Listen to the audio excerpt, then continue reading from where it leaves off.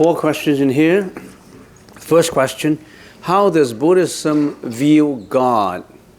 What role does God play in one's path to enlightenment?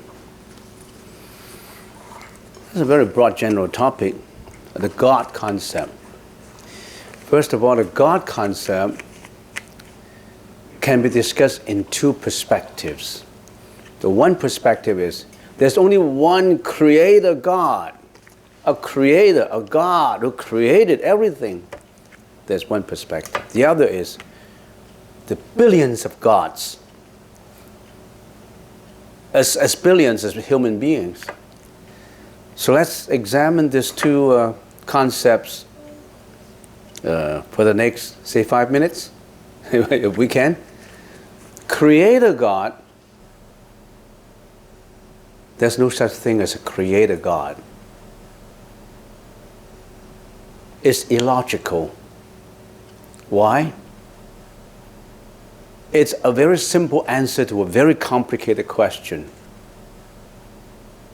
So, if at home, there are some kids at home, and the dad, being a good carpenter, make a stool for every one of them. And they say, Dad, who created this tool? The mom said, Dad created the tool, the stool, the seat, Dad created it. Is it really Dad who created that little wooden seat for all the children? Where did Dad get the wood from? Where did Dad get his skill from? Where did Dad get the nails and the hammer from? Dad created that wooden seat for all the kids is because Dad has all those conditions that culminate into successfully completing that stool for the kids. But for the sake of simplicity, Mom just said, Dad created it, and the kids believe it. But when you analyze it maturely in detail, can Dad created that seat without nails, without wood, without all these conditions? So how is the cosmos created? How is the world created? They created based on all the conditions fulfilled for its creation. Who created this lunch? The kitchen created this lunch. Can we say the kitchen staff created this lunch? No. The kitchen staff put all the conditions together to create this lunch. So there's no such thing as God the Creator. If God creates you, or creates the world, who creates God? Logically speaking, if nothing comes out without a reason, nothing comes out without conditions. If God creates you, you come out because of all these conditions fulfilled for you to come out, to create you, then what are the conditions created for God to come out? If God comes out all by itself, no conditions necessary, then you're beating the logic of existence. There's no such thing as things exist and come out without conditions. You name me one thing that comes out, boom, without conditions. You name me one thing. Nothing like that. So God is just a concept. If Dad creates that stool for Johnny, he would have tried his best to create a good stool for Johnny to sit on, to play. He wouldn't create a stool that is dangerous, that is imperfect, that is not proper to sit on, that has a lot of thorns in it. Dad would create something that is not risky, not dangerous, almost like perfect to his ideas. But how come we are created with impediments, stuttering? I'm a stutterer, I cannot speak well. How come I have a brain that is not as normal as others? Helen Keller was born with no senses, no eyes to see, no ears to listen, and no tongue to talk. God would have created a perfect world if He is God. He wouldn't have created an imperfect world, a non-satisfactory world, and say, I created this world to test you, to see that you're good. If you're no good, down your hell. If you're good, up your heaven. Why do this? And Dad cannot say, hey, Johnny, I'm giving you a dangerous stool to sit on so that you learn to be careful. He wouldn't be like that. He will love Johnny so much that he want to avoid nails coming up from the wood. He want to make sure that all is all balanced and everything, right? So it's not logical. Just purely on logic. God wouldn't have created with people with impediments, with inequalities. How come you are born in a rich family? I'm born in a poor family. You said God created me. God, please give me a rich family to be born into. God, please give me a beautiful face. Why I'm not successful? Why am I not happy? I don't have a beautiful face. God, please give me a beautiful face. God, please make me into a guy who is 6'6" and 189 pounds and the strongest. And I look like Arnold. So why would God be I'm not criticizing other religions. Don't get me wrong. I haven't mentioned one word of religion. I haven't. I'm just talking about a logical thinking of God's creation. I respect all the religions, right? But I have doubts and queries about it. Then I don't want to blindly go into believing it. I respect all religions. All right, that's number one. Gods. We have a plural form for S for this gods. Gods are deities. Gods are like human beings. God are like the good sides of ghosts. If I believe in ghosts, I believe in the ghost is the bad side of an existence. And if we can classify something like that, I said if, not officially, if we classify humans into the neutral one, good and bad, and classify hungry ghosts, fearful ghosts into the bad side, there must be some good side. There are guardian angels, there are deities. And these are, say, mountain gods, river gods, tree gods, and these gods are another kind of existence that is apart from humans and ghosts. So these are the gods, the billions of gods. And they are at a higher level of power than humans. You can't see them, just like you can see ghosts. The fact that you cannot see ghosts does not mean that ghosts does not exist. I know quite a few people who saw ghosts. And I know for sure, face to face and experience with him, I know a doctor who not only can he see ghosts, he can communicate with them. I have long stories to tell about this, but I only have 5 minutes to finish it, so I'm not going to go into stories on that. So they are just deities, and we respect these deities. They are mountain deities, there's tree deities, and I tend to believe that existence like that do actually exist, because every tree, especially trees more than 100 years, every tree, almost like every tree, has become a residence for certain deity. And more I justify what I think, because this coincides with what the native Indians has been doing in North America. When the grandfathers die, they put the ashes on trees. So trees become a residence, an abode for passed away. And there are deities who are attached to trees. Actually, I got myself into trouble by removing a tree just about 5 months ago. And that's a long story to tell, but I don't have time to tell it in here. But their deities, river deities, trees, don't just cut down any trees. You're destroying their residence. Don't cut down any trees. If a tree is in your way, which is dangerous, you know what we'll do? We'll post a notice saying that you are in a dangerous situation. You could hurt somebody else. And we have to remove you to another place because, look, we are building a temple in here. And if you are in the middle of our acreage, we cannot build a temple. Therefore, we have to remove you to another safe place. And we're giving you a notice for 7 days. And then we chant, we go say prayers and say, please go away because we need this location and we want to give you notice.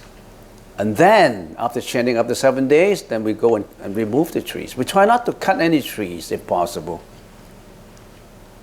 So, one of God's, no such thing as a creator God.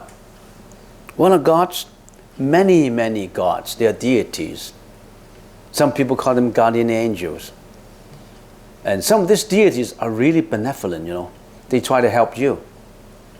Some guardian angels, they help you in every way you want. Especially guardian angels who are related to you in previous lives. There are guardian angels who are related to you in previous life that is always helping you without you noticing. And there are also maras or devils who have been following you, trying to revenge because of what you have done to him or her in previous lives. Somehow, because of your energy, they couldn't get to you now. Wait till your energy is down, they will get to you. We call it revenge. A tooth for a tooth. What do you call that? A tooth for a tooth? Tick or tack? What do you call it? An eye for an eye, yes. An eye for an eye, a tooth for a tooth. So don't do anything bad to anyone. If they can't get you, they'll get you next life. Don't owe any people money. You think you borrow $5,000 from a guy and they say, I go bankrupt now. I'm sorry, John, I can't repay you. John said, no, I spent a lot of time in making the $5,000 and I've been your good friend. I'm lending you $5,000 and now I'm broke. I don't have a job now and please, at least you should repay me $1,000 so that I can live for another month. They say, no, I'm sorry. Did I give you any promissory note? Did I sign anything? John said, I trust you, so you don't have to sign anything. I'm sorry, I didn't sign anything. You lie. You actually have borrowed $5,000. You think you can get away? So if Johnny, if he died because of hunger, you think, oh, that's good. Johnny died now. I don't have to repay the $5,000. No. Because later when you get married, Johnny will reincarnate into your son, being your son. And he will get even with you. You really have to supply him with all the material he wants, and he still hates you. He just wants to get the money back. He's not in love with you. He doesn't like you. He doesn't like his dad. He just wants money, money, money. And when he gets to be 18 years old, he leaves home. And when he knows that you're in a nursing home, he never got a chance to see you. He just wants to get the money back. The situation's like that. So be careful of all your thought, your speech, and your action. Every thought counts, not just speech and action. Every thought has energy. Don't breathe any bad energy. Don't breathe any bad thought. Thought of selfishness, thought of anger, thought of hurting others, hunting, fishing, killing. Don't cultivate that kind of thoughts. Cultivate thoughts of compassion, generosity, helpfulness, loving kindness. So those are the kind of thoughts that is in the right introspection. Thoughts of diligence, you want to work hard. Not thoughts of laziness. Don't cultivate thought of laziness in your mind. Oh, I'm sluggish. I don't care. Anyway, I don't need a degree to go to get a job. Those without degrees can get a job. I don't want to work that hard. I want to go to the pub every night and I enjoy myself. I play games and I don't care about studying. Then you don't get a good job because they need your degree probably to be interviewed for that job. All right, so about God, that's what I have to say. I've already spent 10 minutes on it. I don't want to spend any more time on it. Next question. Venerable, could you please remind us again that we don't use perfume in meditation hall? Today's perfume is very strong. Yes. First of all, when you come for meditation, don't just treat it as you want to spend a couple of hours in a temple, have a free lunch, and then you go away. Because we respect people coming to do meditation, but you have to respect this place. You have to respect our practitioner.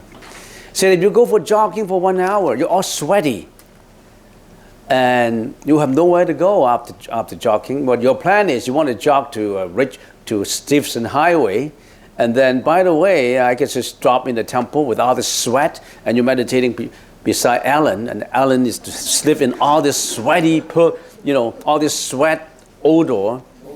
Huh? Yeah, it's not fair because you are producing sweaty odor that is really ruining people's sensation well, you can always argue that, yeah, I come deliberately so that you can learn how to let go of that sweaty odor. That's not the right way. You start with a selfish motive, not start with a teaching motive. So no perfume, no sweat, and no cologne. In case you are sometime now, they are using the same perfume anyway. So don't come in with perfume. Don't come in with a lot of sweat, and don't come in with your phone switch on. Always put your phone in a silence mode. Otherwise, you are disturbing other people. And what else? Don't come in with dirty socks. The smell producing from the socks could be as bad as the perfume. So make sure that you are clean when you come in. All right? And don't come in. Some people say, oh, last night I was working till 2 o'clock in the morning and I didn't have any good sleep. Maybe I can go to the temple to do meditation and I can actually sleep and rest during meditation. Don't do that, because one cannot replace lack of sleep with meditation. You can't say, I haven't slept last night, I meditate. I'm sleeping in my meditation anyway, and I just come and sleep. Don't do that, because you can bump your head on the floor. You can, you'll be unconscious. So there are a lot of rules that we should follow. And the posture too. Make sure that you generally follow the posture that we're practicing. In the early years, when we're doing meditation here, people come with all different kinds of strange postures. They're actually reclining like the Buddha when you're meditating. They said this is how they meditate. And also, after meditation, we said we do walking meditation, and they don't do walk meditation. They do exercising. They're stretching, stretching. So when people saw one guy stretching, they're doing stretching too. It's like a morning exercise in the meditation hall. So that's the reason why we said we have to be unanimous in what we're doing. And some people may be doing Qigong. Or some people may be doing Kundalini. And we don't want that. All right, okay, so don't wear your perfume. With the environmental destruction due to human ignorance, how can we maintain hope? I think at a certain stage, mind your own business. Start from yourself. If you want to be environmentally friendly, discipline yourself first. Change yourself first. Some people just talk about it. Let's be environmentally friendly. But his residence is all dirty. producing a lot of odor around, or he didn't even segregate organic from ordinary unorganic garbage. And he could be doing things that is contrary to environmental friendliness. So start with yourself first. Don't have to meddle into the affairs of the others. And it's just like in a family. Many Buddhists interact with the monk, trying to get advice from the monk as to how to solve family problems. Sometimes family members fight and argue because of self-interest pursuit. And then the husband complained about the wife being too nagging and spending too much money and not nice in talking and all that. But the husband does not know that he was behaving in the same way. Change yourself first. Don't expect your family members to change. If you do not have this loving kindness, do you expect your wife to have loving kindness to you? Why don't you, if you say that your wife is temperamental, are you temperamental yourself? You only demand from others. You don't demand from yourself. Change yourself. Once you change yourself to an ideal situation, he or she will change because he saw that you are changing. You become better. Don't try to better others to suit you. Better yourself to suit others first. Demand yourself to be better, not demand others to be better. You've got to change your personality. You've got to be nice to me.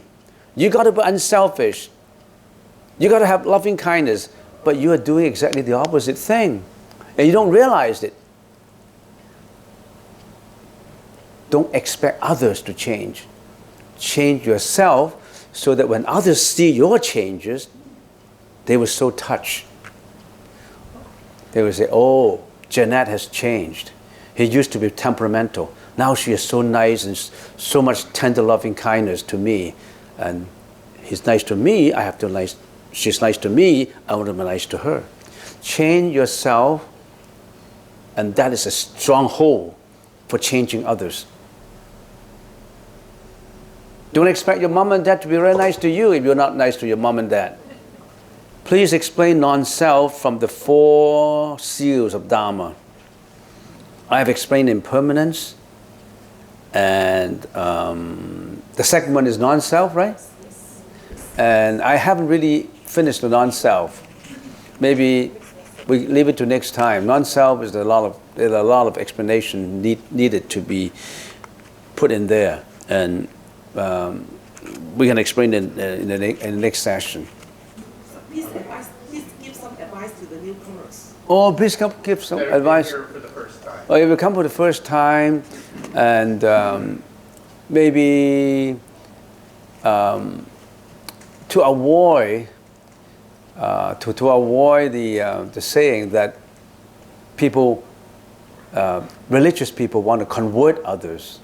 We're not converting anybody, and we're just opening up our doors to say there's a lot of knowledge in it.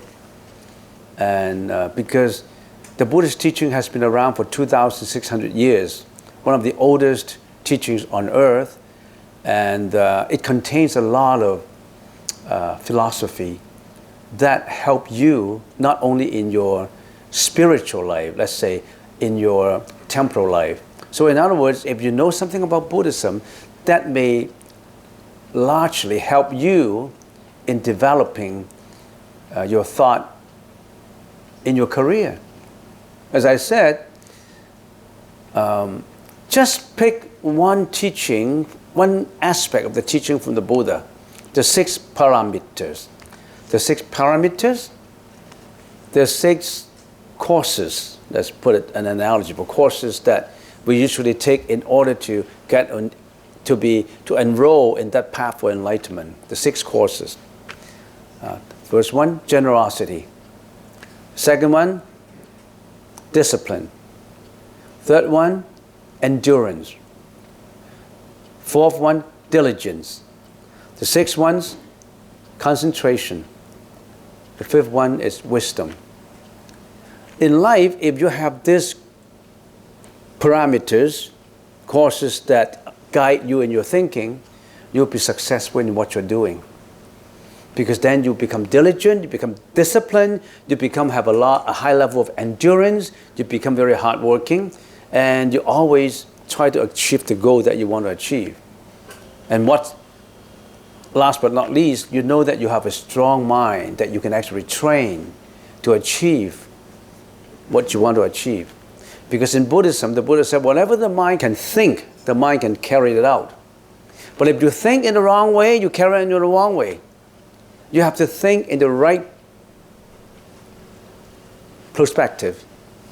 So that's why we did all these concepts to guide our perspective into the right path. Get that first step to get to know more about the Buddhist teaching. Don't think about it as a religion. Religion is just a word. Even the word Buddha is just a word. What is Buddha? What is the meaning of Buddha? Bud means complete understanding. The means the person. The person who has achieved complete understanding of the truth, which leads him or her to true liberation from suffering. That's what the Buddha is all about. It's not God. There's so many gods. That's even a higher level than God. When you are liberated from life and death, there's no such thing as God anymore. We are always in life and death. When you finish this life, it's not the end for you. You roll on to the next life. The reason why you have this life is because you have a previous one. So we are always living in samsara. And the Buddha said, cut away this reincarnation. Because when you reincarnate into the next life, you may commit the same errors. So try to liberate yourself from samsara, life and rebirth, death and rebirth. So throw into that kind of wisdom. Life is not just breakfast, going to work, lunch, dinner, party, relationship, family, homes, cars, luxuries. Life is more than that. If life is just like that, it's meaningless. The meaning of life is for you to go beyond life. Not just considering the time perspective of this life. Stopped the samsara, which is called nirvana. Nirvana means stop the flame of reincarnation. Stop to burn the flame of karmic reincarnation. Stop the life and death and go into a state which is peaceful, blissful, free from suffering, and helping others to be free from suffering too. That is the Buddhist Tattva's way of enlightenment. And I don't know how to stop it. If you're a first-time comer, it's sufficient to say that Buddhism, strictly speaking, is more than just a religion. It's a liberation. It's an emancipation from suffering. It's an enlightenment. And it helps you not only in your spiritual life, also in your temporal life.